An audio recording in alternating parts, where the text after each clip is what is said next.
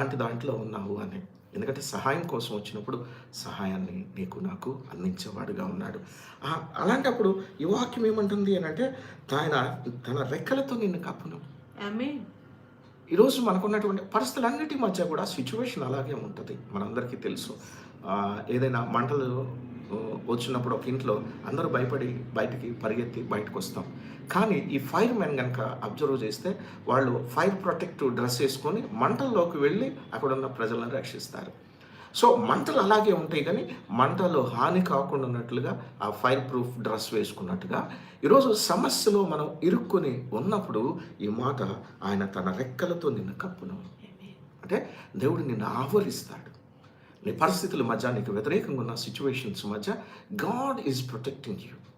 ఈరోజు ప్రభువు చెప్తున్నటువంటి మాట కూడా నీకదే. ఏంటి అనంటే, నేనే నీ పక్షాన ఉన్నప్పుడు నేను నిన్ను ప్రొటెక్ట్ చేస్తున్నాను.